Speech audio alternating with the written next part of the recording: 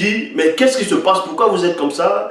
Et les disciples lui disent, mais es-tu la seule personne ici qui se journaliste, ici, là, qui sait pas ce qui s'est passé? Il dit quoi? Il dit, bon, on a tué le Christ, tout ça. Bon, il raconte. Après, maintenant, ce Jésus est en train de les expliquer que vous êtes là à comprendre les Écritures. Ne fallait-il pas que le Christ souffre, tout ça, qu'il meurt, il revient dans la gloire? Bref. Maintenant, au moment où, parce que les disciples devaient arriver dans une maison, dans un lieu où les autres disciples s'y trouvaient. Et en cours de chemin, voilà ce qui va se passer, où ce Jésus-là va mentir volontairement à tous ces pasteurs, à tous ceux qui se disent pasteurs, révérends, bishop, maréchal, apôtres, diacres, prophétesses, chrétiens, ou croyants, peu importe. Votre Jésus, c'est menteur. Parce que Satan, c'est Satan qui est derrière. Jésus-Christ n'existe pas. Donc, le passage le démontre ici. Donc, on vous dit dans Luc chapitre 24, verset 28, Bible, parole de vie, ils arrivent près du village où les disciples devaient aller. C'était dans un village. Il y a point. Jésus fait semblant. Jésus fait semblant. Est-ce que c'est Zoula qui a écrit ça là? Non. Est-ce que c'est Zoula qui a écrit ça là? Non. C'est les auteurs des Bibles. N'est-ce pas? Vous, beaucoup disent que non, Luc avait le Saint-Esprit. Mais ce n'est pas le même Luc qui dit dans Luc chapitre 1, verset 1 à 3. Plusieurs ayant entrepris de composer des récits des événements qui sont accomplis parmi nous, il m'a aussi semblé bon après avoir fait des recherches exactes et de te les exposer par écrit d'une manière suivie, excellent Théophile. Mais bon, Jésus, on vous dit ici, Jésus fait semblant d'aller plus loin. Donc il a fait semblant d'aller plus loin, alors qu'il voulait aller dans ce village-là, aller voir les autres disciples. Mais il a fait semblant d'aller plus loin. Vous n'avez pas besoin de sortir de Saint-Cyr, d'Advart. Vous n'avez pas besoin d'avoir la licence en chimie ou bac plus 6 pour comprendre ce qui veut dire faire semblant. Faire semblant, c'est quoi?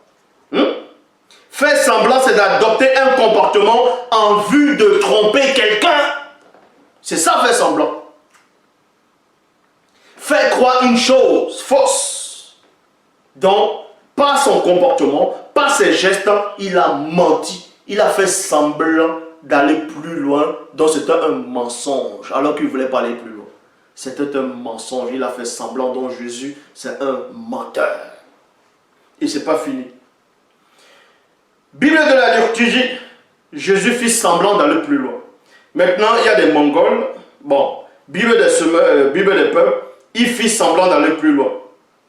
Bible en français courant, Jésus fit comme s'il voulait poursuivre sa route, il y a point.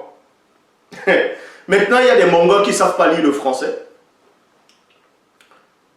Ils vont lire dans d'autres versions où c'est écrit il frémit d'aller plus loin. Ils ne savent même pas ce qui veut dire frémir. Ils vont dire, vous voyez, ce n'est pas écrit semblant. Mais sérieux, si vous ne savez pas des mots, vous tapez les définitions, vous vous renseignez.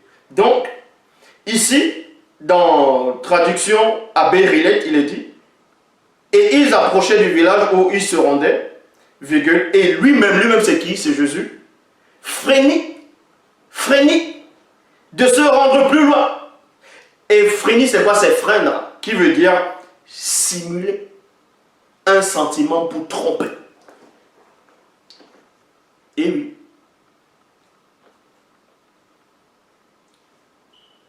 Un sentiment pour tromper. Donc Jésus, c'est un trompeur. Tout comme son père Satan. Et oui.